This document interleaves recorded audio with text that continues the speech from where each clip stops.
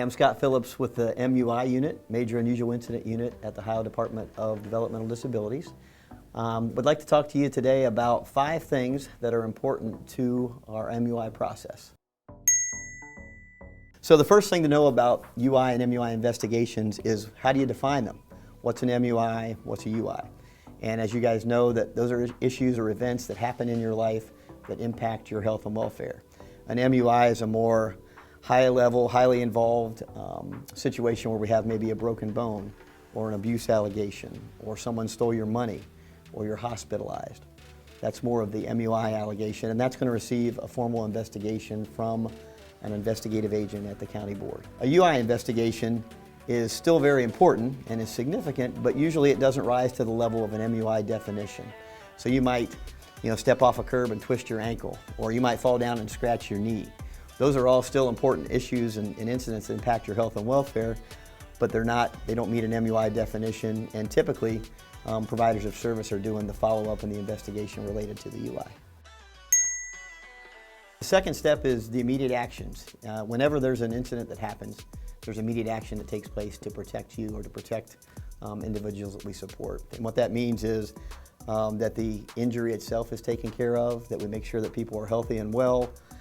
If it's an incident that involves a potential assault, we make sure that people are separated. But we want to make sure that we take that immediate action that's going to protect that person and make sure that they are healthy and well. Number 3, we want to talk about investigations. And as you guys know, if an incident's reported as a major unusual incident, it's going to receive an administrative investigation.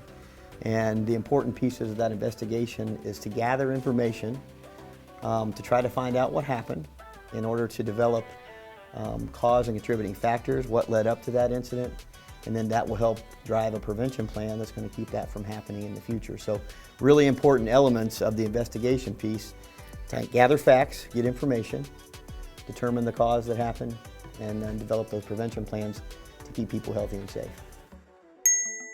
Step 4, a piece of that investigation process that I mentioned is the cause and contributing factors. And what that really means is let's try to determine what happened that led up to the incident. For example, if you stepped off the curb and you twisted your ankle and you broke it, what are the things that led up to that that maybe caused that problem? Was there a lighting issue? Did you trip on something? Was it a medication maybe that you had that made you feel unsteady? What are those causes and contributing factors so that we can make sure we look into those and try to solve those?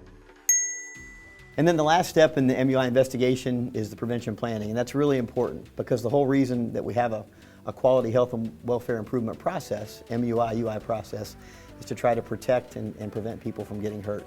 So the better job we do of gathering information, investigating, determining causes, allows us to create that prevention plan that's going to allow the team to work with individuals and families to try to make sure that efforts are put in place to avoid that happening in the future. And that's truly what a quality improvement process is.